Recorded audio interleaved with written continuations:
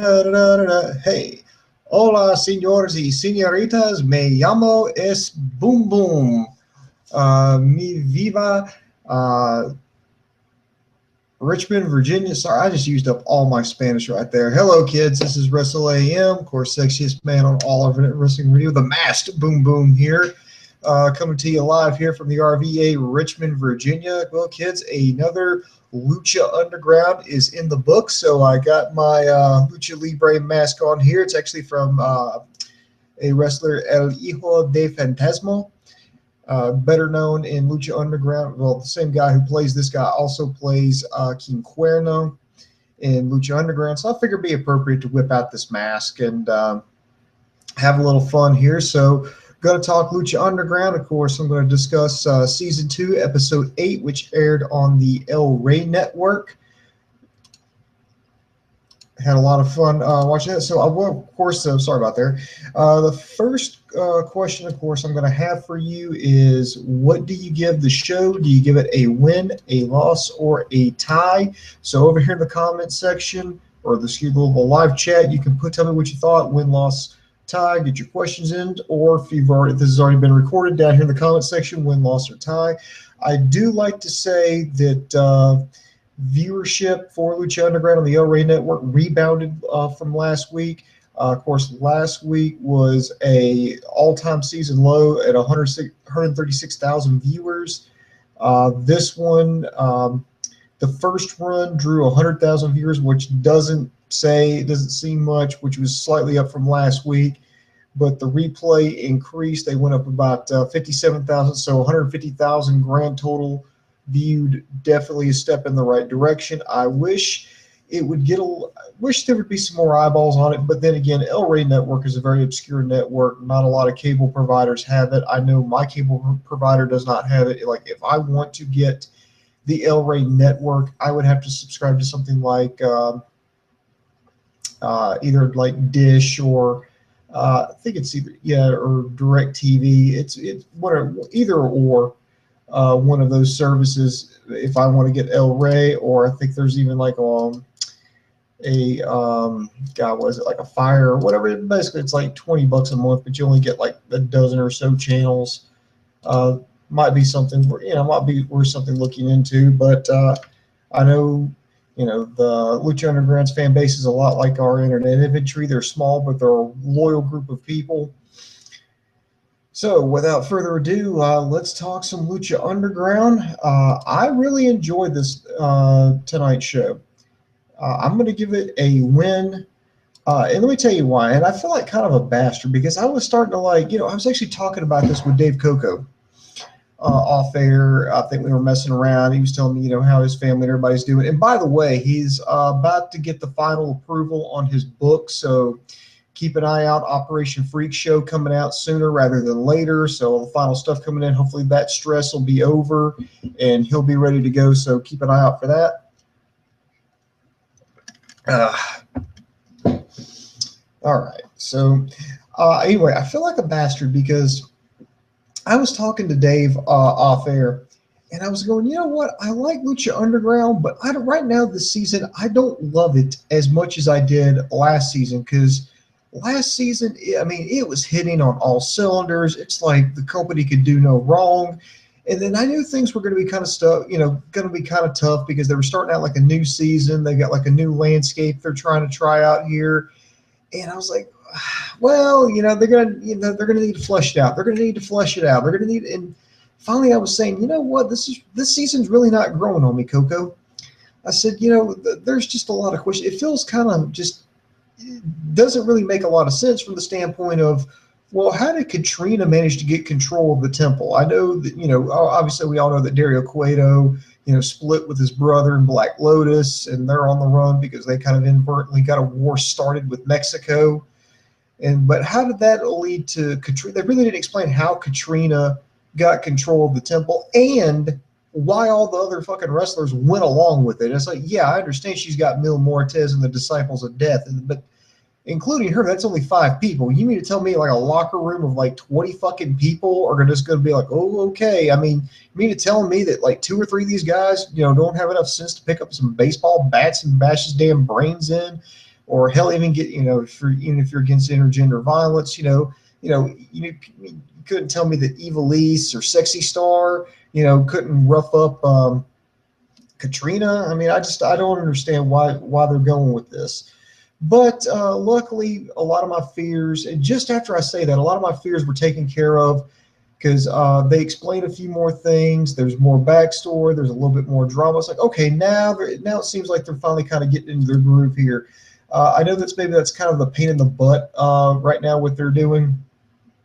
One of the big pains is, you have to film so much of this stuff in advance. I think they're filming about, if they're recordings for season 3, like what they're advertising now is they do it every weekend, and they're going to tape for 4 hours. Like, in fact, if you want to go out there to, I think, go on Lucha Underground's website. I think they've got tips how to do that. You have to go out there. I think they let you in for free. I'm not sure on that part, but I think they let you in for free. But you have to. But if you do that, you have to agree to sit there for 4 hours of tapings, and you have to sign a non-disclosure agreement, which means you can't go blabbing on the interwebs about what's going on there. So, and if that's what they're doing. This would have been this is episode 8, so assuming they did this would have been the end of the first weekend. So maybe things are going to pick up. And so now that those fears are kind of behind me, I can actually sit back and enjoy the show. First match out the gate here. Melissa Santos introduces its Disciples of Death versus the trios team of Son of Havoc, Ivelisse, and ANGÉLICO in a title versus careers match. If the dysfunctional trios team fails to win the trios championship, then they will be banished from the temple forever. And while I did like the match, I thought okay, let me just get this out of the way. The Disciples of Death suck. There, I said it. Yeah, this is one of those, like, the Disciples of Death, it sounds cool, it looks cool, it must have seemed good on paper, but the execution is horrible. Why? Because the 3 guys playing the Disciples of Death are fucking horrible. I think you got Barrio Negro, Trece, and there's one more. If you know who it is, I would say, oh, well, Boom Boom, why don't you go look it up? I can't, because every time I try to look up anything on fucking Lucha Underground, there's some asshole who puts out goddamn spoilers, and I don't like reading spoilers, especially when it comes to Lucha Underground. So if anybody knows the 3rd member of the Disciples of Death, and I know the two of the guys playing them are Hines, which is Sankaro's actually legit brother, and El Mariachi Loco, and there's one more, and I don't know who that is playing it, but those guys fucking suck. Dude, they're horrible fucking wrestlers. And it's like, I never really bought these guys as a threat. I mean, without, and I just don't like the whole, and Dave makes fun of this all the time. Even LK makes fun of this all the time. It's like, it can't be like, well, you can't wrestle worth a shit. Oh, but we're heels. Get it? No, absolutely not. This, anytime something like that happens, I mean, this is a meme that we've created here at KocoSports.com, ProWrestling.me, is apologize to Rick Rude.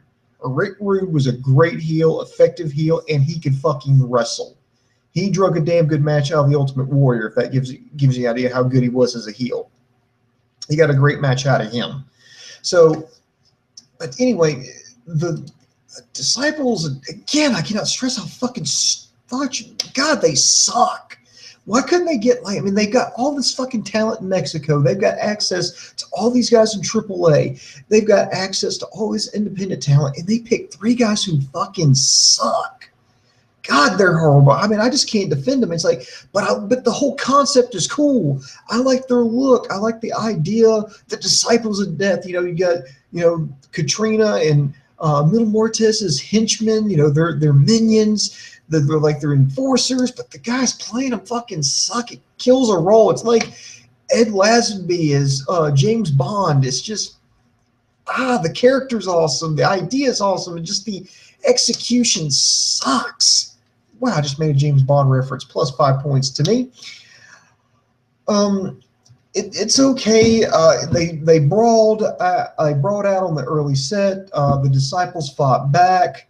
They tried to isolate They tried to isolate the faces. They made a comeback. I love the triple dive to the outside. That goes back to the inside. Angelico hits a knee, then follows it up with a buckle bomb. This allows Son of Havoc to hit the shooting star press, get the 1, 2, 3. So Havoc, Ivelisse, and Angelico are your new trios tag team champions. This match was about roughly 5 minutes, and normally I say I would want a match like this to be longer, but the fucking Disciples of Death fucking suck. Have I mentioned that they suck? Have I mentioned that they are fucking horrible? Okay, I think I have. Just in case I've not made that clear. Dude, they're fucking horrible. You know, I like the ideas. I like the characters. I just think they need to switch out the guys playing them, because I never really bought these guys as threats, like based on their in-ring skills. They just weren't that intimidating. They weren't that effective. I think if you could switch out the characters playing them for 3, actually good wrestlers, then I would buy it. Then I would say, okay, these guys are legit threats. But once they gain the championships, I don't think they've ever defended it. Maybe I'm wrong. Maybe if they did, maybe it was one time. But I think since they wanted it, when they wanted it at Ultima Lucha, I don't think they ever defended it. I think they made like one appearance since then. And that was at the end. That was at the end of Ultima Lucha. Maybe, I don't, and I think they had, no. Yeah, they made another appearance at the beginning of the second season with a beat down of the dysfunctional team. So, again, Lucha Underground, I applaud you. It's like the whole idea is great. The blueprints are great. It's like you had a good blueprint. You had everything checked over. It looked great. It just, the architect was fine. Just your construction crew fucking sucked, and they destroyed it. So switch that out, and they'll be fine. Then next we go backstage to Prince Puma working on a punching bag. Johnny Mundo interrupted him. So, basically saying that Mundo's saying that he's also going to be in Aztec Warfare coming up next week. And he's not going to take it easy on him like this year, like he did, quote unquote, last year. Puma punched his hand through the bag. That looked pretty cool again. Puma has not said one word. He's still over. Then next we go to another, vignette, another backstage segment. El Dragon Azteca met with Rey Mysterio. He slid him something over it, and they had both had some tequila poured, and it was an invitation to Aztec Warfare. So we're going to see the debut of El Dragon Azteca and Rey Mysterio, his Lucha Underground debut. They just salute, did a shot, and there you go. Hell yeah. So I want to see these guys. I mean, they've had a lot of big training montages. I especially want to see what El Dragon Azteca is all about. So if anybody knows, let me know. Hang on. All right, sorry about that. I was getting some feedback here through my headsets. Next here we had Chavo Guerrero Jr. taking on Texano in a bullrope match. This one's a little late. I think they were trying to make up for, I believe this was something that was supposed to be close to, I think it was originally supposed to be Chavo Guerrero Jr. versus Blue Demon Jr., but some things fell apart. And I think this was definitely another matchup that they were wanting to have, but Guerrero got hurt at the end of, towards the end of last season. So it's good to see him working in well. They put on the bull rope on their wrist. The crew bails on Chavo, ultimately for beating the shit out of them the other week in that gauntlet match against Texano. So Chavo going it on his own. This match, I think, should have went longer. This went longer. It was about a 6-minute match, but I really wish it would have gone longer. Texano just pretty much tore apart Chavo, throwing him around in the chairs on the outside, but ultimately went back in. I like it when Texano put the rope between Chavo's legs and was just yanking him up and down on the ground. Chavo was going to the top off looking for the frog splash. Texano yanked Chavo down, then hit him with a power bomb, got the win, got his bull rope back. So big win there. Then we go backstage. Mil Muertes is beating the shit out of the Disciples of Death, not because they suck. Well, actually, yeah, because they suck, because they lost. He has one by the throat, and Catrina's like, yeah, no, spare him. And I was like, all right. There we go. And, I'd be remiss if I didn't mention what happened at the beginning, is that Catrina showed up backstage to psych out Fenix, because, that was the main event, which we got coming up, Fenix versus Mil Muertes. And then it kind of reveals that Catrina and Fenix used to be an item together way back when. They kind of messed around. She kissed him, and they milked that shot. You could tell Fenix was loving that, because they were like going circling around there. They were milking that shot, and she was saying that she wondered if she'd made the right decision. Maybe she should have stayed with him, and they could have stayed together and ruled the temper together.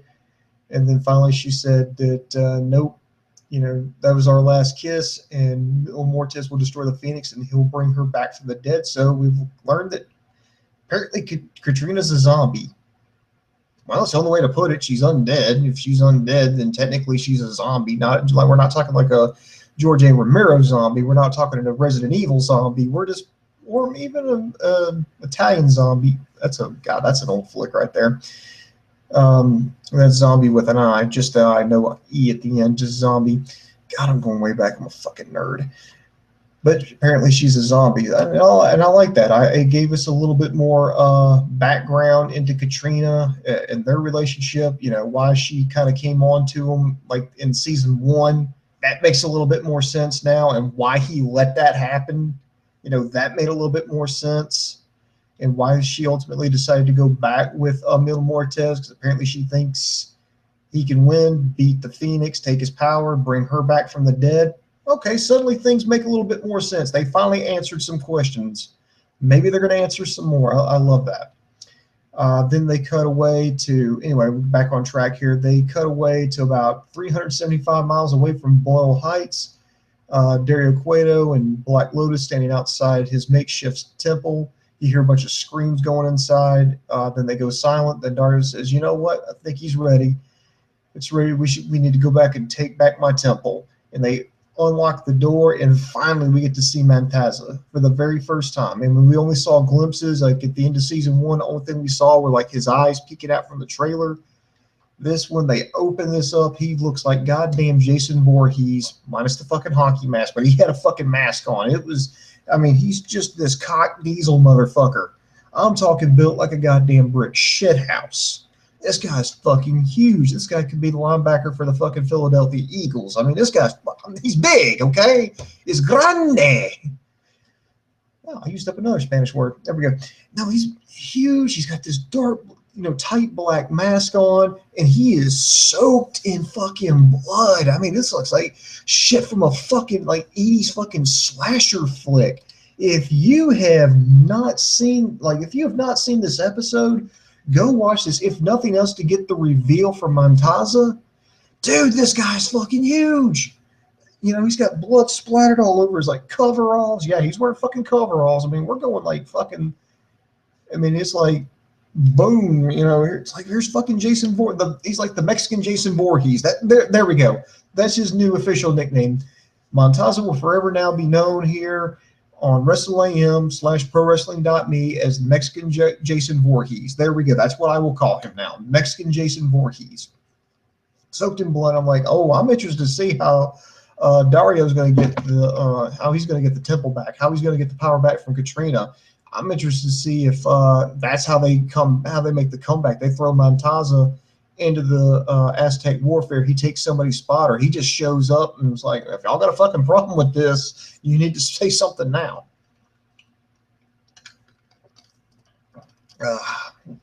Delicious. Next here, then we go to the main event.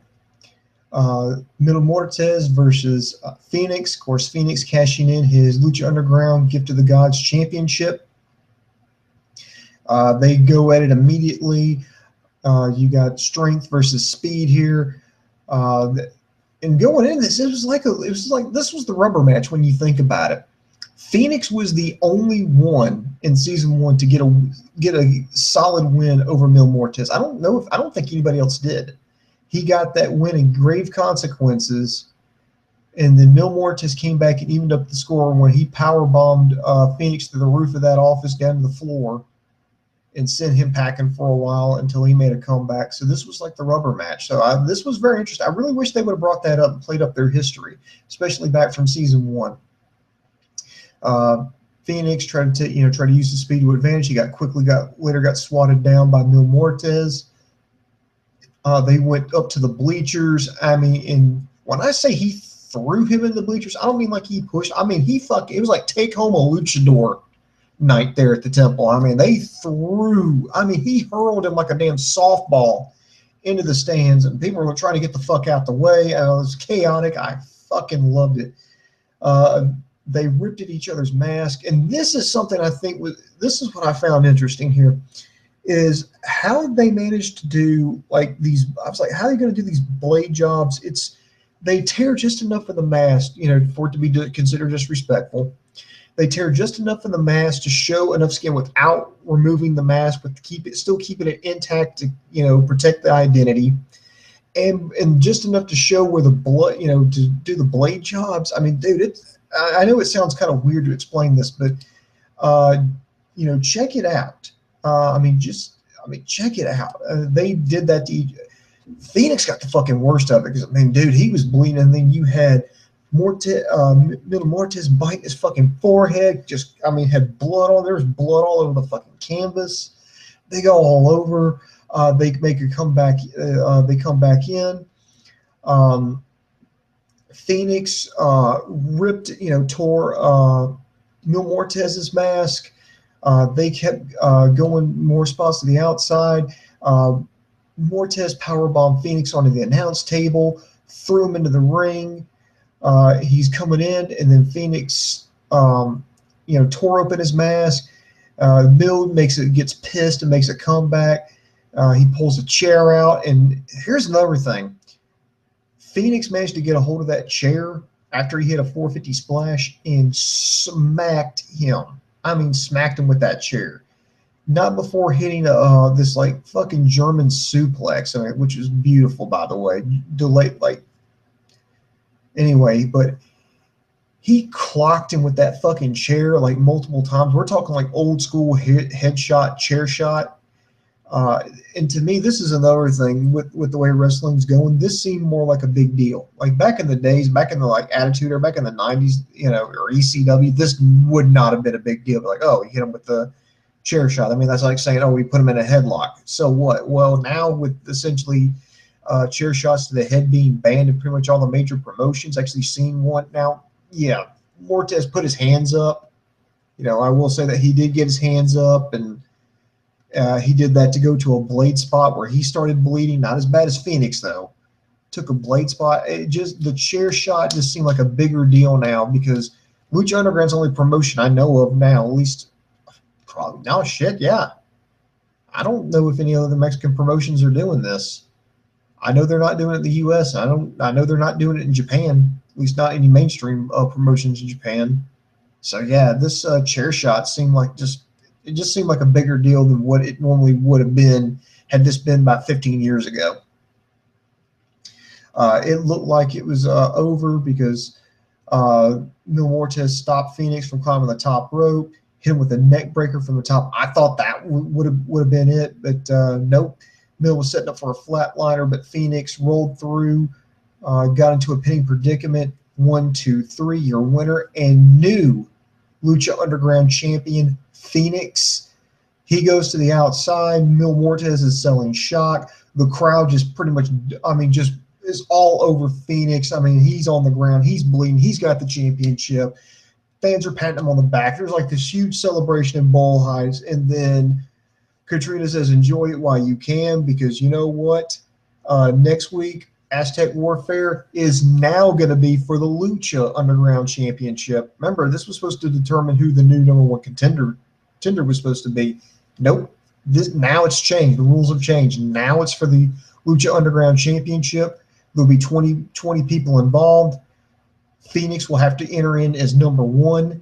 Mil Muertes will be able to enter in at number 20 and says, "Death is coming for you." And Fenix is like, "Holy shit," and he decides to go celebrate through the crowd, and they go off the air. Wow, 2 title changes, 1 show, all the champions represented. You had the Trios Championship, the Gift of the God Champion, and the Lucha Underground Champion. You had 2 title changes. You saw a couple of good advancements of the storyline when it comes to Dario Cueto. He's getting ready to. He's coming back to the temple to take back what's his. You have more of the backstory of Catrina. This was a really good. This is a really good. This was a really good show. I would really recommend checking this out. I feel kind of dumb for ever doubting Lucha Underground because, or maybe they knew that. Maybe they knew like, oh hey, maybe we should throw Boom Boom a bone here. So that's the review. I say check it out. I give it a win. And another thing, thanks for bearing with me. I know I look a little ridiculous here wearing my glasses with my luchador mask, but hey, this is supposed to be part of it. This is supposed to be a little tongue-in-cheek here. So now I'm going to go ahead and start answering your questions and comments, so be sure to get them in. Then we're going to do some shameless self-promotion, and then we're going to go bye-bye. Let's see. Ray Mastani, what are your predictions for next week? My prediction? Pain. I don't know. It wouldn't surprise me if Mil Muertes got the championship back via little shenanigans. I would like to see Montaza finally make an appearance. I want to see what El Dragon Azteca is all about. But Pain. That's my official prediction is Pain. How is Dave doing? Oh, Dave is fine. Dave's absolutely fine. He's just straight. Okay. Dave is trying to fit. He's got a book coming out. He's going to be a published author. He's doing like last minute checks on it. Make sure everything is spelled right. Make sure all the punctuation marks are where they need to be. Making sure all the there's plenty of spaces with the paragraphs. Like the little bitty details. He's going through that with a fine tooth comb. So that's what he's doing. And plus, there've been some illness and nothing serious. We're just some illness in his family. I don't think he wants me to really elaborate. Nothing serious. It's nothing to be worried about. But he's had some of that happening. He's having to take care of family. So nothing serious. Nothing that you and I haven't been through before. So, but yeah, so he's staying busy. So that's why me and LK are stepping up trying to help him out. So that's what's going on with him. Mil Muertes and Puma in Pentagon. Oh, Mil Muertes beat Puma in Pentagon last week, but he gets beaten by Fenix. Your thoughts? Well, no, it makes sense, Ray. Remember, I mentioned this on the earlier in the review that storyline-wise, Fenix is the only one who's actually gotten a decisive win over Mil Muertes. So it makes sense. I mean, you have life versus death. I mean, it seems like a natural rivalry, natural feud, if you will. So, no, it makes sense. Hello, first-time caller, long-time listener. Well, go ahead, caller. What's going on, brother? I don't know if you know this, but I was wondering, it's called KocoSports. How come Dave Coco's never on? I don't know. I heard that jackass is trying to publish a book and take care of, family members, and I heard he's bottle feeding orphan puppies. He sounds like a horrible guy. Does he go around trying to sell pink T-shirts? Yeah, I'm afraid he does. I'm afraid he does. What's up, brother? Not a whole hell of a lot. I've been singing your praises. People have been wondering where you at, so I've been telling you you've been doing the finishing touches on your book. Been talking a little Lucha Underground. I've been saying it's amazing. It's worth checking out, and plus I'm taking questions and comments from the internet infantry. It's a lot of fun, and I'm wearing a mask. I know. I turned on the podcast. My wife saw you wearing a mask, and she's like, I hope he's not doing that on your channel. Yes, I am. By the way, I just want you to know, my wife only seen 2 or 3 of your podcasts, and she hates you. She's like so quick to the point.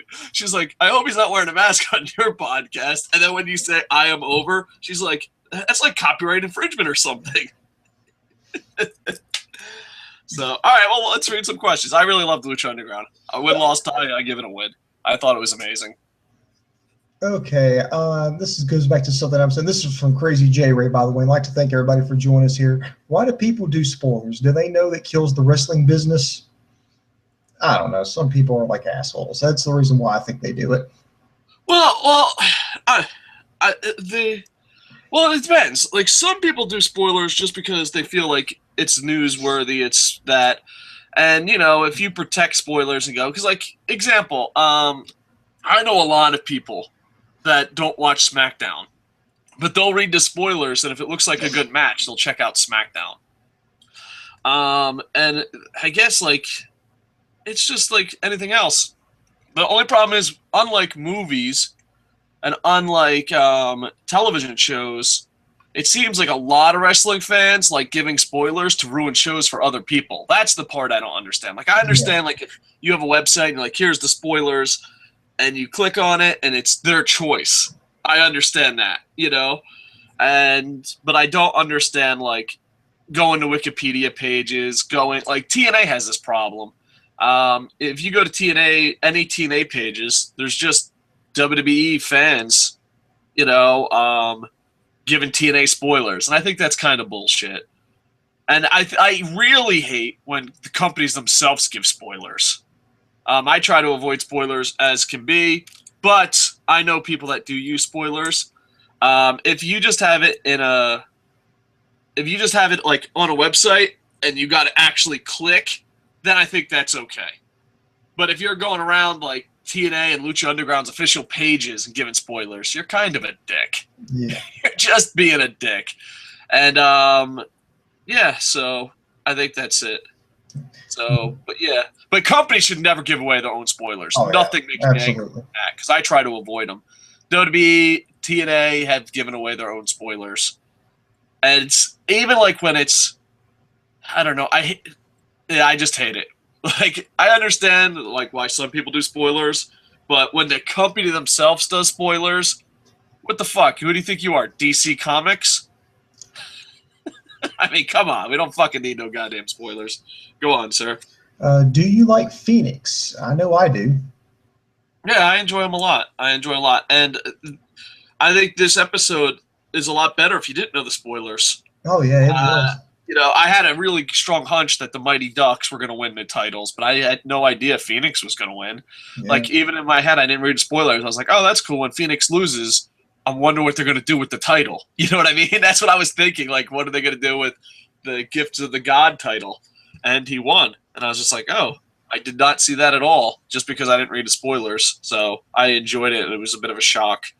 But the whole next week you got to defend the title thing, I was like, come on, Lucha. Give the guy a fucking shot here, you jerks. Anyway, go on. Kevin Owens beat Styles today, but Y2J distracted Styles. Good move or not? Yeah, I haven't watched SmackDown, to be honest. I've been busy like adulting today, so didn't have a chance to watch SmackDown yet. But yeah, because I mean, if it's, why not? Kevin Owens gets a win. AJ loses, but but it's by shenanigans, so he saves face with it, and it builds towards Jericho's and Styles' feud. Obviously, they're, I guess, gearing up for another match here. This one's going to be at Mania, so yeah, I think that's fine. So yeah, I don't know. I just wish it just looks like WWE didn't plan this out. Like, why is it a best of 4?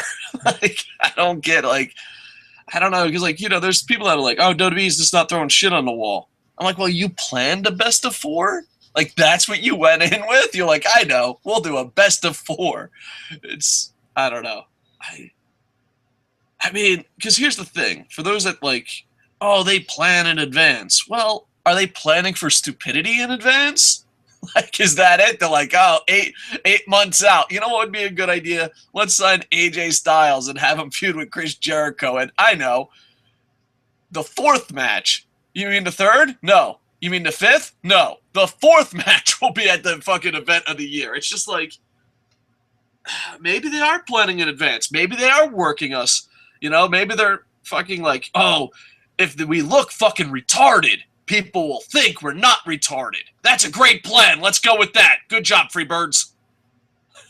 I don't get it. All right, next. Oh, get your list ready. Here we go. This is from Ray Mastani. He wants to know the top 5 most overrated in WWE history. So, I tell you what. I'll start off with who I think the top 5 most overrated are, and you can tell me who you think the most top 5 overrated are. Okay, in no particular order. I'm going to say Ultimate Warrior, Bill Goldberg, Jeff Hardy, Kevin Nash, and who would my 5th one be out of everybody here? I would like to say Roman Reigns, but we're going all time, and I don't think anybody was really high on. Nobody's talking about the fucking classics that Roman Reigns has. He's got a lot of potential. He'd be the #1 draft pick for letdowns. Yeah, he would definitely be that. Oh God, who am I 5th pick? And this is out of all time. I'm trying to think of like all these main eventers that are just big. And this is of course in WWE.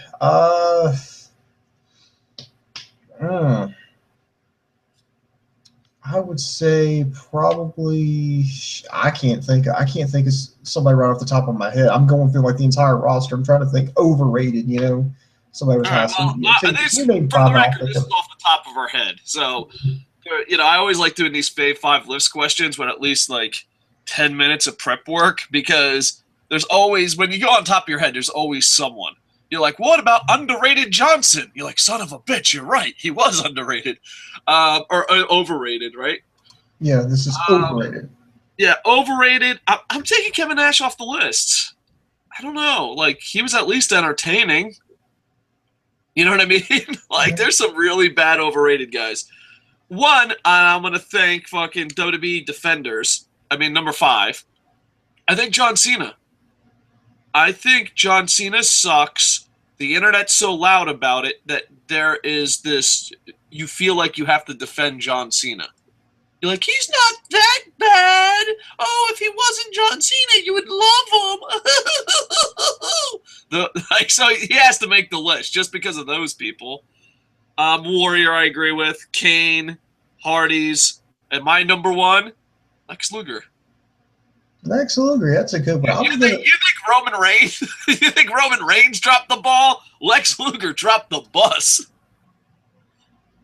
Lex Luger was pretty bad in WWE. Well, he's pretty just bad at life. Maybe. What about? Would you say Batista? I'd say Batista. I mean, he wasn't good, but overrated. Yeah, he's a main eventer. Yeah, they pushed him like the second coming. I think Batista, though, like, because in the Marine Corps, they have something called a smoke screen.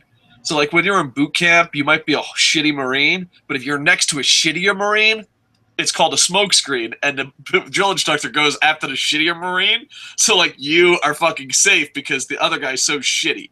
I think Dave Batista gets the fucking smoke screen treatment from John Cena. Like, I just think, like, that's it. You're just like, yeah, Batista sucked, but Jesus Christ, look at fucking John Cena. I don't know. I know, like, not everyone agrees with me, but I think when Orton, Cena, and Batista were in the main event scene for years, that's the worst pro wrestling in WWE. Oh, that's not fair because they had some alternatives. That was the worst WWE has ever been. Worse than Hogan, worse than Iron Sheik, worse than when there was 76 Ws back in 1902. Yeah, no, like, and I think that era is so bad it hurts this era.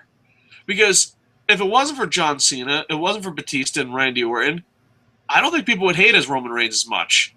But we had to survive through we'll just call them the 3-headed fucking dicks. That we had to survive from the 3-headed dick. And now you're like, well, guess what? Now we have a fucking Roman dick. And you're just like, no,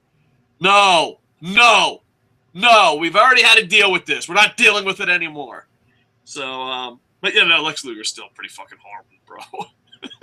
Oh yeah, I'm not disagreeing. I mean, Kane too. I know that's gonna give me some heel heat, but I've never understood why Kane was like over. And then if you want to get real fucking heel heat, all right, Booms, you ready? I came for the thumbs down, baby. Everyone's like, oh, I love that Coco's gone, learning to be a ninja and nunchucker. I think Undertaker's way overrated. Oh. Wow, it was great while we had a YouTube channel. It was great as the subscribers are diving into the fucking ground. I'm just glad Boom Boom and LK working really hard to improve the channel. I'm just glad I can come by and torch the fucking whole building. I do. I think he's overrated. All right. Send all death threats to Boom Boom at boomboomstockings.net. Nice. All right, next question here. Let's see what's the monster's name? What's his role going to be in Lucha Underground? That's Montaza Cueto, and I'm pretty sure he's going to be the next big baddie, the next big monster. That's going to be his role. The thing is, first off, I want to give Lucha Underground credit because I think this was one of their best shows of the season. Oh yeah, I agree. I feel like they really salvaged this season. Yeah, and second, I don't know what's going to happen with this monster, but I think that with so much hype behind him, there's got to be a lot of pressure. I mean, that's like 2 seasons of hype. You know, what if he comes down to the ring and fucking shockmasters us? I don't know. I wouldn't want to be that guy. I wouldn't want to be in that guy's mask. That's all I'm saying. That's a lot of pressure. That's 2 seasons of hype. Yeah. Good luck. Good luck, sir. Peyton Manning driving down the fucking field at Super Bowl fucking 97 is like, now that's too much pressure for me. Joe Montana's like, you know what? Good luck, kid. That's a lot of pressure on you. Go on.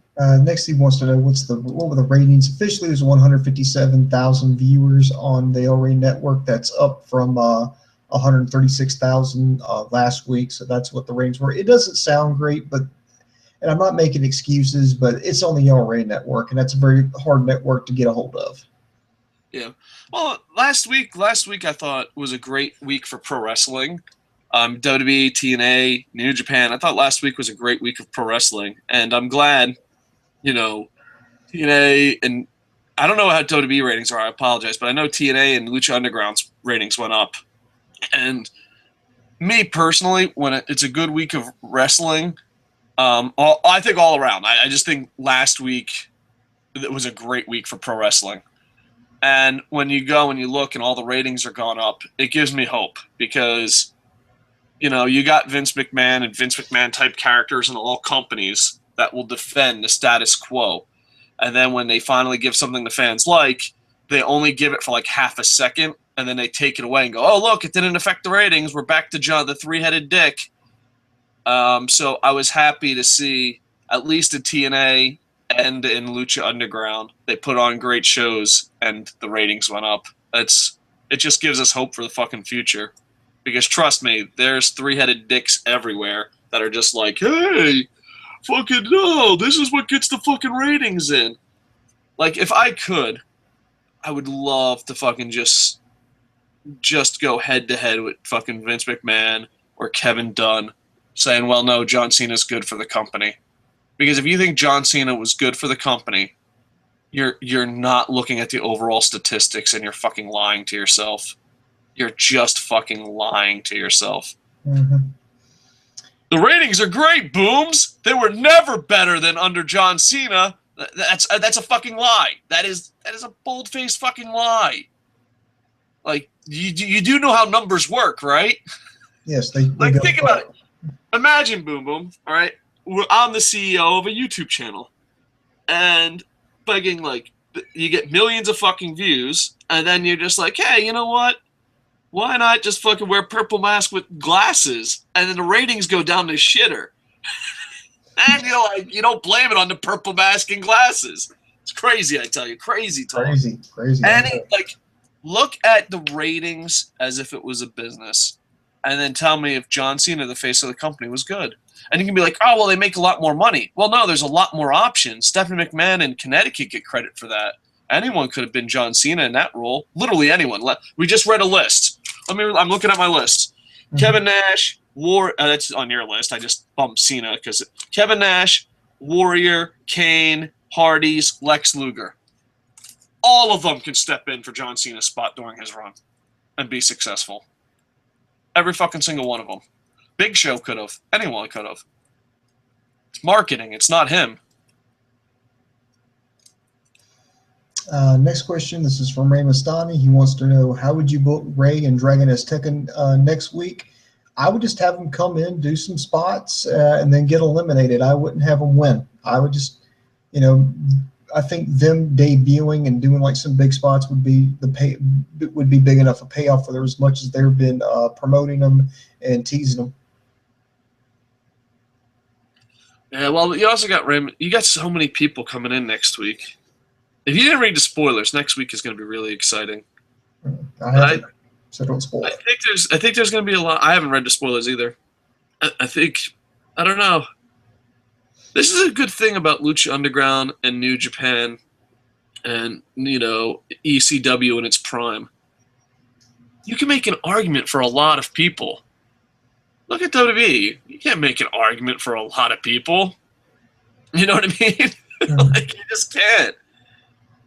Go back and watch our Royal Rumble preview.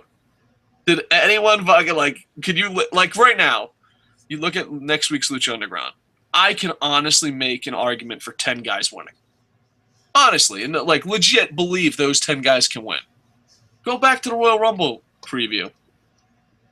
Did anyone not think, I think we were what percentage is this guy gonna win? And mine was 95%.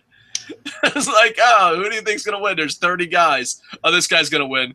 Well, are you sure? I'm 95% sure. Really? All right, and he wins. That's just horrible storytelling.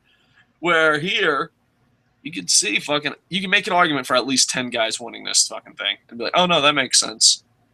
So that's why I enjoy it. And try to avoid spoilers. All right, next, should Chavo be in the WWE Hall of Fame? I'll let you go first because I'm kind of hogging it. I'm a little taller. Yes, but hear me out. I would say he needs to go in it because I think they need to induct the Guerrero family. So that's why I think he should be in. Because if he's part of the Guerrero family, then absolutely. You got the Von Erichs, you got to have the Guerreros. Yeah. He's in the KocoSports Combat Sports Hall of Fame with the Guerreros. We put in whole families. Mm-hmm. As a family, I don't think there's anyone that denies that family should be in. If someone goes, I don't think the Guerreros should be in the Hall of Fame, you just got to look at them are you okay? Are you okay? You know what I mean? What the fuck are you talking about? But individually, it's a tougher call. As a family, I think it's a shoo-in. As a family, you're head on up, Chavo. You're in a Guerrero family. But as an individual, I think it's a little bit harder. I say yes. Let me put it this way. The Combat Sports Hall of Fame, I wouldn't put him in individually. The WWE Hall of Fame, I would put him in individually. And the reason I put him in individually is when it comes to Hall of Fames, and I used to be a sports guy and a sportscaster back in the day, and the Hall of Fames are just super fucking nerdy. That's what they are. But I have two theories why Chavo should be in. One, he's not the worst guy in the Hall of Fame. I think once you have to me, there's always the worst guy that's in the Hall of Fame. And maybe different people have different ideas. And then you got to say, is he better than the worst guy? And if he's better than the worst guy, he deserves to go in. And I'm not talking about celebrity wing. I'm talking about actual wrestlers. I think if Chavo Guerrero went in the Hall of Fame as an individual, he wouldn't be the worst wrestler in. And that's it. You have to have a standard. The Hall of Fame standard is its worst wrestler. Then there's a second part that I think Chavo should be in. I just think at WWE, everyone should be in. It's not I know it's going to sound bad, but it's not it would be different if it was the NWA Hall of Fame where you had multiple bookers, but it's just one guy. I mean, Dolph Ziggler is the greatest. I don't know. Let me rephrase that. I jumped a little overboard. Did you see that trailer, Boo Boo? Dolph Ziggler's new movie? Oh, God, yes. Remember, because I replied with, what the hell did I just watch? That was the best, the worst thing I've ever seen in my life. But Dolph Ziggler is one of the best wrestlers going in WWE right now. Granted, he retired and gave up. But besides him giving up on life, he's probably one of the best wrestlers in the company. But kayfabe-wise, you only have one guy doing press and deep press or whatever. You know, there's only one guy that controls your fate. So how the fuck is that, like, really Dolph Ziggler's thing? Like, you think John Cena's a Hall of Famer? So why isn't Dolph Ziggler? Oh, well, he never won. Yeah, but, like, Ric Flair, it makes sense. You had a territories. You had to impress multiple people. You know, one guy says, oh, Roman Reigns is the next fucking guy. What the fuck? That doesn't mean Dean Ambrose sucks. It just means WWE sucks. So why should Dean Ambrose suffer? So, I don't know. I put Chavo Guerrero in. I'd put anyone in for the WWE Hall of Fame. Now, if I have standards and it's the KocoSports Hall of Fame, no, I only put him in as a family member. But WWE has no standards. And I don't know, who do you think's the worst wrestler? Not celebrity, the worst wrestler. Maybe Coco Beware, but Coco Beware was good outside of WWE. Who do you think's the worst wrestler in the Hall of Fame right now? Because Coco Beware gets a lot of shit, but Coco Beware was good outside of something with Bushwhackers. Yeah, he had some charisma. You know, he had charisma. Same thing with Junkyard Dog. I mean, Junkyard Dog really wasn't that great of a wrestler, but he connected with the crowd. He had a. Well, and a lot of these WWE guys that were characters were really, really good wrestlers before they went into WWE. Yeah. So, like, it's kind of tricky. Just looking at how about that will be our tonight's question? Tonight's poll question. Who is the worst, in your opinion, you know, it's not science, it's not facts, don't get too crazy over there. Man, the internet's been in an uproar lately about crazy people running it. In your opinion, who is the worst wrestler in the WWE Hall of Fame? Because I think Chavo wouldn't make that list. I don't think Chavo would be the worst wrestler on that list. Do you agree with that, at least? Yeah, I agree with that. I think there's a lot of criticism, with Big Cat Ernie Ladd, James Dudley. I think is that Ernie Ladd, I think? Or am I thinking of somebody else here? No, I'm thinking, it's James Dudley, because I believe he was because he wasn't a wrestler. I think he was the first one. He was essentially Vince McMahon's limo driver, but he was the first black man to run a major promotion and run a major arena, in the U.S. But I don't know if that counts as a wrestler. Because, like, you know, if you're more known for your side characters or side jobs than the wrestler, no. All right, any more questions, or you want to wrap this bad boy up? Sorry to hijack your show. You really are friendly with your caller, sir. You can't let the call.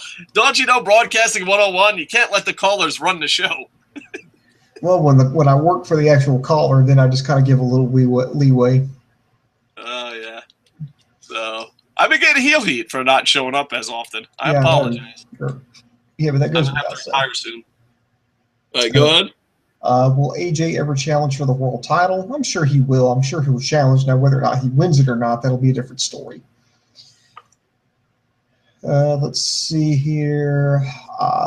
Will Montaza be a face? I don't know. I think that's part of the mystery.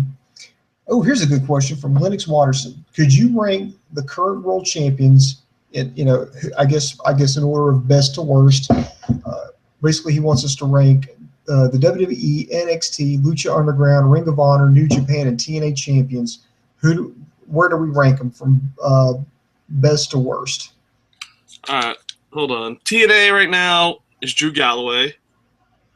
I got a really bad memory, so I apologize. WWE is Triple H. Mm-hmm. NXT. Finn Balor. Who else did he have? Lucha Underground is Phoenix. Man, a lot of title changes this week. This would have been a lot different last week. Ring of Honor is Jay Lethal. New Japan is Okada. So there you go. All right. And I know we're going to be doing a special Stump the Idiot, maybe me and Boom Boom next week, about a title tournament thing. So 1, 2, 3, 4, 5, 6. So 6, he asked about the 6 major companies? Yeah, 6 major companies. Ooh, this is tough. Well, you want to go first? You want me to go first? Go ahead. This is tough for me because I like a lot of these guys. Okada, number 1. Jay Lethal, number 2. Finn Balor, number 3. Phoenix, number 4.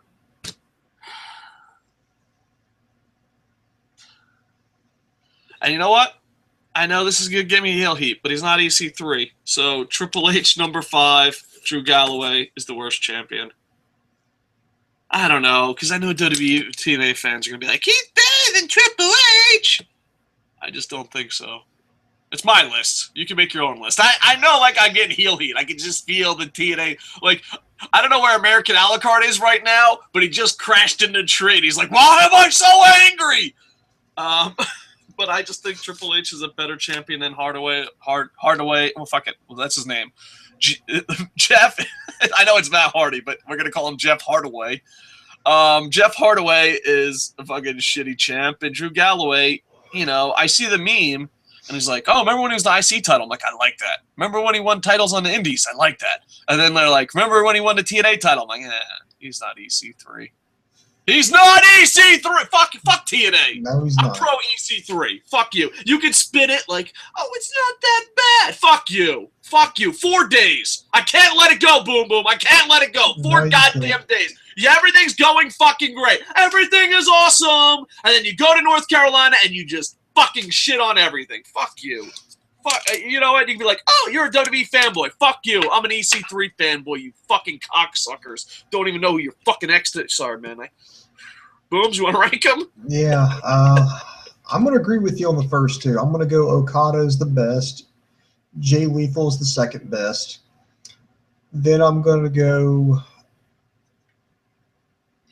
Galloway because I do like Galloway. Then I'm going to go Triple H, and I'm not saying that Fenix is the worst. It's just that right now I don't know how he's going to do as the champion. I mean, hell, he could lose it next week at Aztec Warfare for all I know.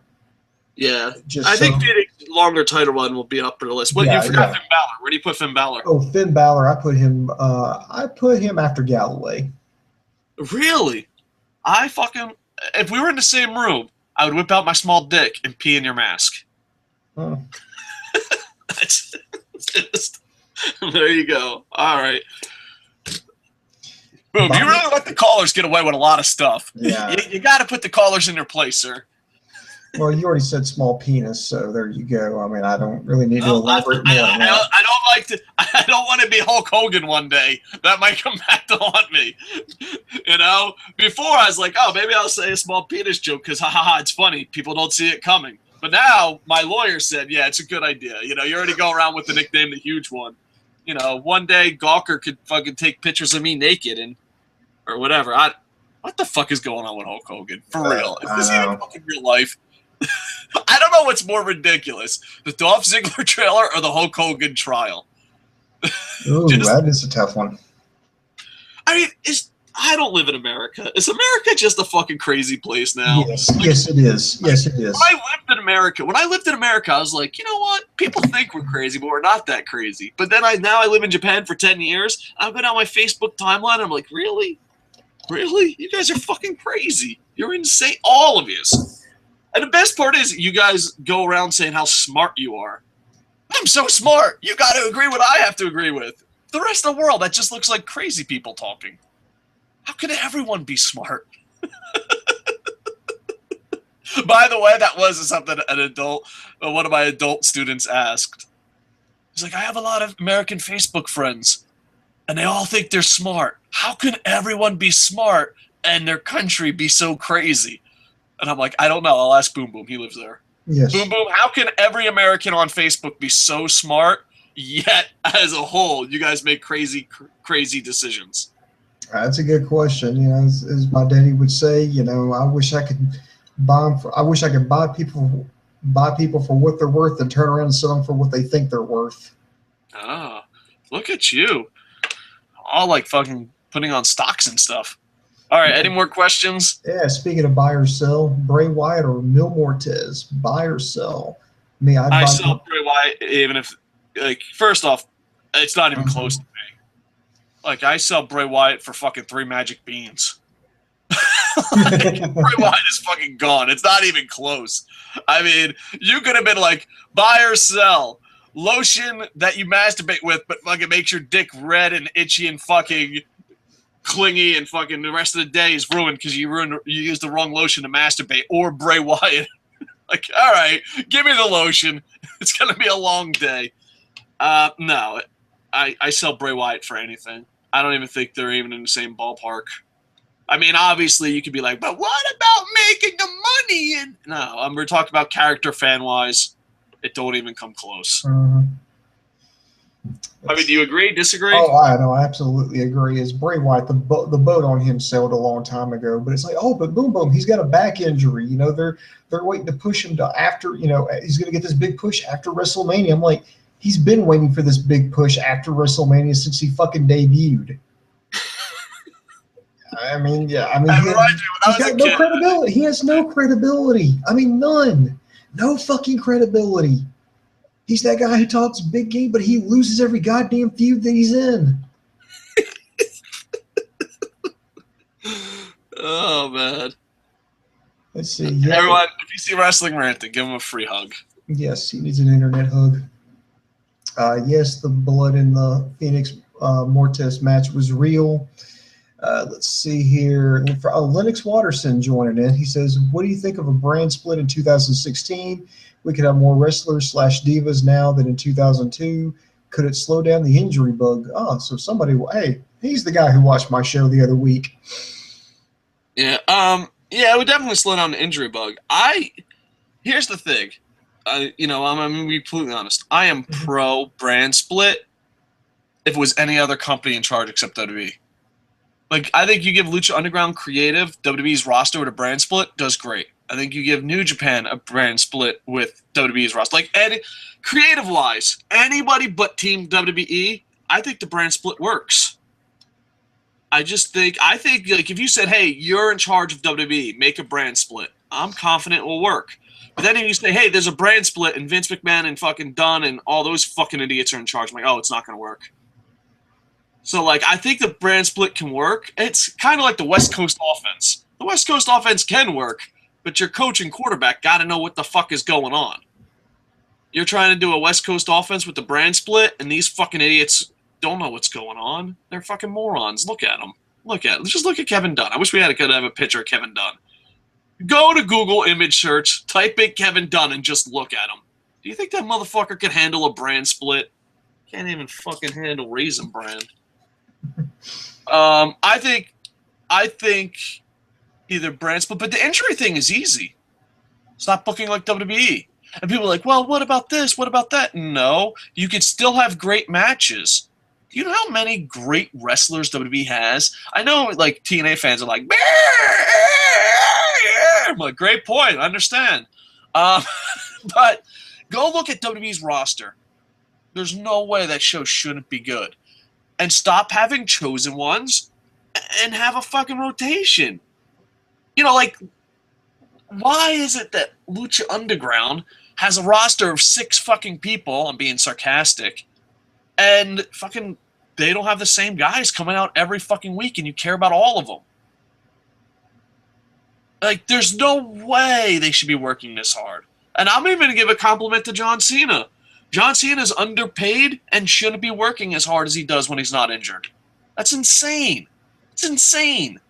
You have a roster of the best fucking wrestlers in the world, and you keep sending out the one fucking guy? It's stupid on so many fucking levels, including injuries. There's no way. Like, you should have, on television, on house shows, you should have great matches. But, like, let's just pick someone, Dolph Ziggler. If Dolph Ziggler wrestles on Monday night, he should have the rest of the week off. If fucking, Chavo Guerrero wrestles on Thursday night, he should have the rest of the week off. I don't think it's a matter of fucking they should slow down the style, because, oh God, that's just, that, fuck you. Just fuck you. If you're like, we should slow down the style. No. You should give them time off. Like, you should come by and you should get a list. Let's take an average wrestler. I don't know about average, but a good wrestler. Let's just take Dolph Ziggler. I don't know. I've been picking on Dolph Ziggler a lot. I got Dolph Ziggler on the brain since I seen that trailer. Please go watch the trailer of his movie. It's so fucking. No. I wanted to do a review show of just the trailer. The trailer's I gotta watch it. It's so horrible and so great. It's awesome. Remember that word? That's old school if you remember that word. Yeah, but Dolph Ziggler, he should come. He should get an email Sunday and say, hey, or maybe 2 weeks out, and say, hey, or maybe a month out.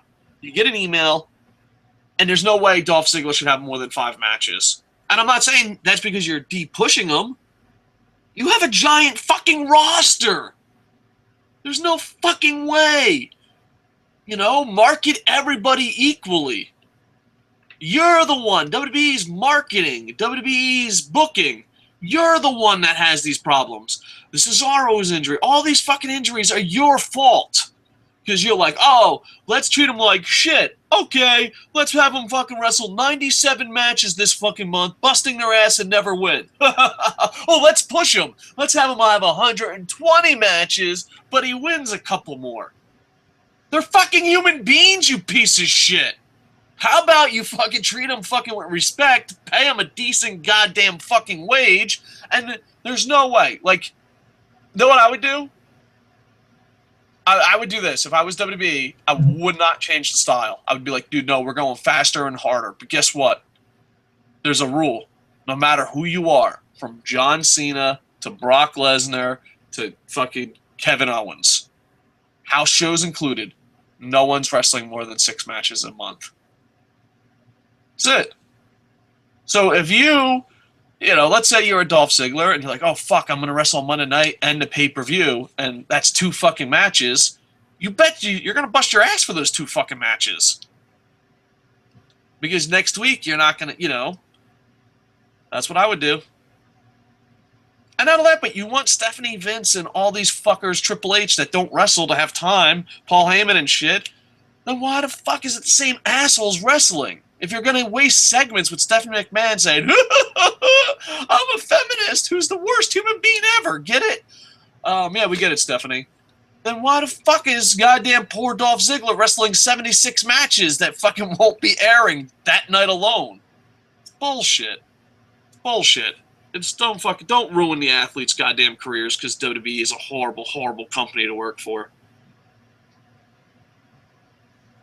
Yeah, and plus I'm not a big proponent of the brand split, because I think right now, if you do that, I mean, how are you going to divide that up to where you get an equal amount of divas and tag teams? Single stars, yeah, I can understand, but how are you going to get an equal number of credible tag teams?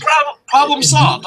I'll tell you how to do it. You want me to solve this problem? Mm-hmm. I'll tell you how to do it. First off, no one's fucking working 800 goddamn dates anymore. We're fucking canceling that, you fucking pieces of shit. Pay your fucking athletes. Second off, the Intercontinental title would be on SmackDown. The US title would be on Raw. The World title would be on both shows because the champion has to fucking work harder than anyone else. The Divas title would be on both shows, but fuck it. Does it really matter? No. And the tag title would be on both shows. So you'd be exclusive. So you like, if you win the Intercontinental title, you're still only on SmackDown. But if you win the Divas title, the tag titles, or the World titles, then you're on both shows. But guess what? You're gonna have to fucking book well, because you're only. Maybe the champs, I'd give 8 matches, but pay them a lot more.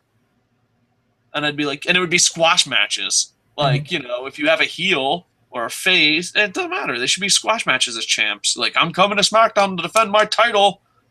And then you fucking go like, ah, ha, ha, ha, I really fucking just beat Drew Galloway in 3 seconds. Ha, ha, ha, ha, ha. I'll see you. That's one of my fucking contracts, you know? So it can be done. Mm-hmm. Will it be done right? Of course not. Of course not. You know what I mean?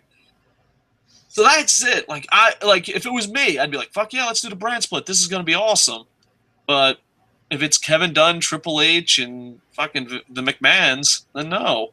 No, don't do the brand split. You're fucking retarded. You're not going to change anything. Do you agree? Disagree? No, I agree. I mean, I'm thinking if they can't handle 3 hours, what makes them think they're going to handle 5? Once again, that's on creative. Oh, yeah, that's all on them. But I'm just saying that they can't even do that. Yeah. Because, like, for a long time, remember me and you used to have this battle. Like, sometimes I always bring up when, like, Wrestling Ranting's wrong or LK's wrong or Boom Boom's wrong. But I was wrong. Boom Boom from day one's like, it will never work 3 hours. And I'm like, no, if they book it right, 3 hours can work. And that battle went forever. And then just one day I was like, no. They're never going to do it right. I'm like, I'm sorry. You're right. I'm wrong. You're good looking. I'm not so good looking. I was wrong. I thought for sure 3 hours could work. But, if you had a fucking real creative team, it's easily could work. But, remember Nitro? Nitro in its prime. I know WWE ruins Nitro, but Nitro in its prime was a good 3-hour show. Oh, yeah. In prime. Well, I think that's when they started to go downhill, because even my uncle back in the day, he's a huge wrestling fan, was like, dude, 3 hours is way too much, too long to watch just a show every Monday night. Yeah. I don't know. I enjoyed it. But I mean, when you think about it, we keep saying that NXT, Ring of Honor, and Lucha Underground have great shows, but what do they all have in common? They're all an hour long. Yeah. Well, it's way easier to book an hour. That's obvious. But yeah. I'm not saying hour shows. I'm not saying 3-hour shows are better. I'm saying people could be better at making 3-hour shows than WWE. So, but I was wrong. WWE, thank you for proving me wrong. I thought you could do something great. That was my mistake. That was my mistake. All right, next, let's see, match of the week. I haven't watched every show this week, but the one that Fenix and Muertes actually legitimately surprised me, so I'm giving that right now, of all the stuff that I've seen, I'm giving that match of the week. I'm giving it match of the week, but last week I watched everything. This week I didn't watch anything. I've been too busy. My wife was sick, and the book was at final edits, so I don't know. Monday Night Raw could have been amazing. TNA could have been amazing. I didn't watch either. Could you do an old school and do a weekly ranking like in the War Room? That wouldn't be fair because I haven't watched everything, so I couldn't rank it fairly. Yeah. I'd be like, number 1, Lucha Underground. Everything else I didn't watch. And it's so funny because that's when you know you have a favorite product. When you don't have time to watch anything and you can only watch one show, I think that's the product you're a fan of. I was super busy and could only watch Lucha Underground. So. All right, I'm trying to find out. I'm looking to see how many freaking comments and questions we got. Okay, let's go to the lightning round. All right, lightning round. Okay, lightning round. Here we go. Dave, your thoughts on the Reigns and Triple H segment last week? On the last Monday Night Raw? No. I've only heard it was horrible. I didn't actually watch it. Dave, your thoughts on Drew Galloway winning the TNA title? It's better than Hardy, but it's not EC3, so I don't give a shit. I know that's very fanboyish, but fuck you. You had everything perfect. Not fuck you who asked the question. Fuck TNA. You had everything perfect, and you fucked it up. And now, and the thing is, I honestly think the reason EC3 didn't win is because they don't want to admit they were wrong.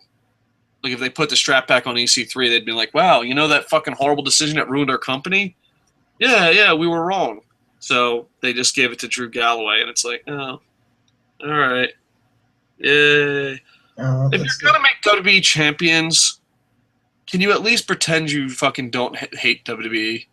Dear TNA, if you're going to make all WWE champions, can you at least pretend you hate? There's no way it shouldn't be Bobby Roode EC3. None. It's fucking stupid. I think it's a step in the right direction, but you've already taken 90 steps the wrong way. It's like Drew Galloway is, oh, fuck, we've been driving north when we're supposed to be driving south for 80 miles. Let's do a U-turn. You're still nowhere near where you're supposed to be, but at least you made the U-turn. Congratulations. Maybe one day you'll reach your goal of fucking not sucking. What wrestler from any promotion would you start a company around to be the man? I don't know. The two that pop in my head right away is Okada and Ricochet. Nice. Prince Puma. Those are the two that just pop in my head right away. Yuhan Nation, but I think he's lost stock a lot in WWE. Yeah, those are the 3 guys. Because we did KocoSports Dream, and those are the first 3 guys we went after. Ricochet, Yuhan Nation, Okada. That's who I'd go after. Me, you? Pentagon Jr. Oh, yeah, that's not bad. would be a good. I think that would be a good guy because that would be something that's just completely different. I don't know who else, but I know definitely Pentagon Jr. would be somebody. Yeah. I wouldn't mind stealing Dolph Ziggler and start a company around him either. Because I'm sure you could have some really cool fuck the world type promos. Oh, here's a good one. Here is Kyle O'Reilly overrated? Are they trying to turn him into another Bryan Danielson? I don't think he's overrated. Personally, I like Kyle O'Reilly. He's one of my favorite guys to watch. You know what? I had a brain fart. I thought he meant the guy in Star Wars. No, Kylo Ren. Yeah, Kylo Ren. I was like, no, I don't think he's overrated. I think he's doing a great job. You know, like he's not like Daniel Bryan. I'm like, well, what is Darth? What does he have to do? Oh, I think he's really, really good. The problem is, in my head, and I think a lot of people's heads, they're just gonna scream he's not the American Wolves. That's it. Like, I don't know. I don't know if he's. I know what it is. I think he's a great wrestler that hasn't broke out yet. I think that's fair. You know what I mean? Mm-hmm. I don't think he's overrated. I don't think he's underrated. I think he's just a great wrestler that hasn't made it to that next level that broke out yet. And maybe he will. I don't know.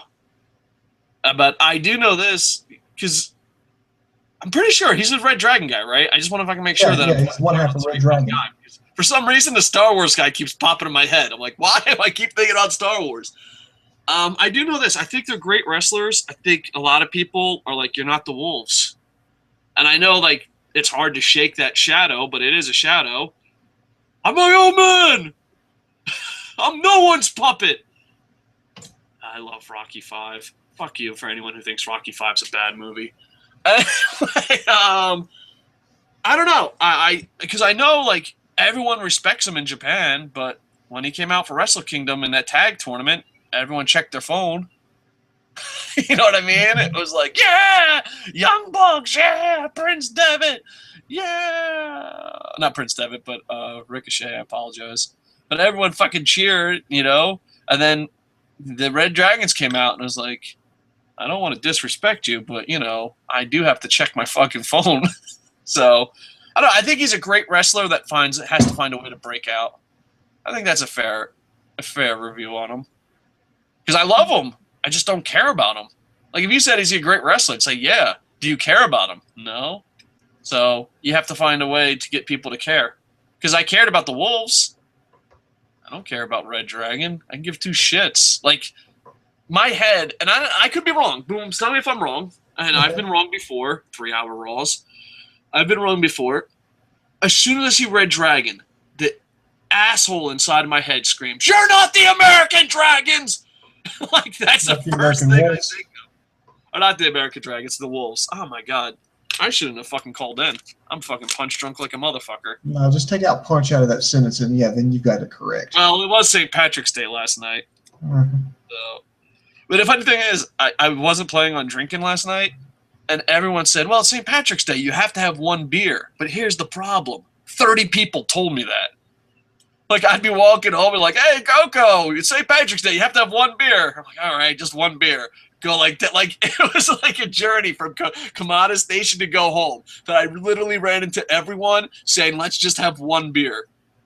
At 30 beers later, 4 o'clock in the morning, I'm like, hey. And my wife's like, oh, St. Patrick's Day, you been drinking? I was like, only one beer. How many times one beer? Too many. Too many. Because, you know, I don't drink heavy, but I don't want to, like, it's St. Patrick's Day. I don't want to say no to people. You don't want to be rude. Yeah. So I only had one beer 30 times, maybe. I don't know. I didn't count. There you go. Yeah. Maybe I shouldn't be on the show right now. Your thoughts on fucking... on the fucking new villain from Star Wars? Yeah. Well, I like Kyle O'Reilly. I like Red Dragon. I like the direction they're going with them because, I mean, right now they're oversaturated with tag teams, and you know when Red Dragon winning the tag team titles really doesn't do anything new for them. I think that sending them like where they kind of like what they did with the American Wolves, where they kind of had them. They were still a tag team, but they were kind of doing their own thing. I did like that. And that's a question. Could you legitimately buy Kyle O'Reilly as the ROH champion? Do you really think he has enough credibility to, because remember they did it with Jay Briscoe, because Jay Briscoe, part of the Briscoe I'm not talking about in-ring wise. I'm just talking star power wise. He's nowhere near Jay Briscoe. Star power wise. That was a gutsy move to pull the trigger with Jay Briscoe and make one half of a tag team your ROH champion. I think this is a gutsier move. I think it's way easier to go with one of the Briscoes as champ than him. I don't know. I think it would be one of those things, if he won the title, I would be interested and say, where are they going with this? And if it didn't intrigue me in like 2-3 episodes, I would just stop watching. So it's a big risk. That's just as for me. Hey, Booms, it's been fun, but I got to go, brother. Okay, well. This is the longest. Our first call-in ever was way too long. Thank you for covering for me, and I hope to have like a big rewind show of everything I missed tomorrow, Japan time. Boom, boom. Thank you for covering for me, and I got to go learn to be a ninja and nunchuck. Yep, tell the missus I said hey, and I'm sorry. All right, no problem. Yeah, Kana's your number one hater. Oh, no, but number two. You got to factor in my wife too. just the women demographic don't like you, Boom. No, they don't. All right. Not even my mom. I always wanted. I don't know. I always thought it'd be funny if you got like legit hate mail from your mom. But all right, I'll talk to you later, man. All right, thank you. All right, bye. All right, later, man. All right, guys, thank you. That's been great. Oh, you know what? Okay, let's rapid fire. Let's get through this. Let's get the questions here. Ray Mastani, should China be in the WWE Hall of Fame? No, not right now. I think I mentioned this in another Q&A. I think you might have asked the question, but I'm pretty sure I answered it, but I'll answer it again. I'd say no. I would say if China would make an effort to be clean and sober for at least a decade, then yeah, then we'll talk. But as of right now, with the porn aside, substance abuse problems, right now it's already bad enough that you got Sunny doing, what she's doing. She's basically killing herself slowly. You just don't want to have, take someone who's an addict, put them up in front of a bunch of people and go, hey, yeah, let's, celebrate who this person is, and then find out they freaking OD'd in a hotel room somewhere. So there you go. Surprised Goldberg isn't in the Hall of Fame. I don't know if they've even made the offer to him. And if they did, I don't know if he would accept. Opinion on Hogan, I think he got fucked more than one way, both literally and figuratively. I think that what's going on with Gawker, dude, I would have kicked somebody's ass over shit like that. That's a different rant for a different day. Let's see. Fuck, marry, kill, spank in their prime. Tori, Stacy, Trish, and Sable. Let's see. I'd marry Trish. I'd fuck Stacy. I'd spank Tori, and then I'd kill Sable. What are your thoughts about Drew Galloway winning the TNA title? Not pretty good. I have I think it's well deserved. Where is Low Key? I'd heard he hung it up. I heard he's retired or recently retired. Let's see. Nope, never get rid of tag teams. I agree. Let's see. Have you seen AWE on Netflix? There's only one show. What's AWE? I'm not familiar with that. Can you guys do a special 24-hour stream for WrestleMania 32? No, because Sunday is going to be a bad day for me to do anything. Like there's only 3 of us. If there was like 24 of us on staff at KocoSports.com and we could all just do like an hour on the air, yeah, I could see something like that happening. But no, not with the 3 of us, and not with my schedule, especially on the weekends, because I work overnights on weekends. Let's see here. I think that does it. So I'll tell you what, get your last minute and second. And by the way, thank you guys for sticking with us here this long here. Did not mean for this to go this long here, but so get your last minute comments in, and then I'm going to wrap this bad boy up.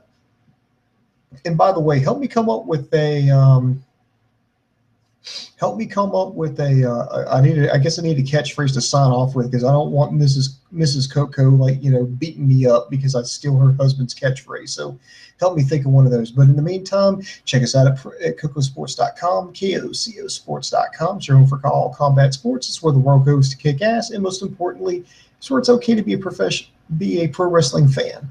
Also, go check us out at ProWrestling.me. It's a pro wrestling hub for professional wrestling fans.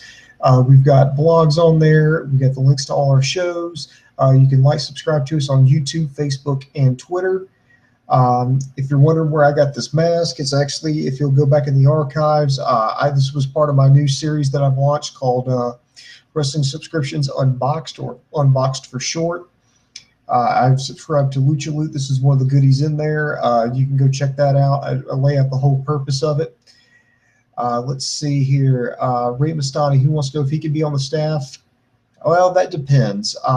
Here are the rules with that. You have to be over 18, because we don't know the fucking rules with teenagers and everything. You have to basically send us a demo.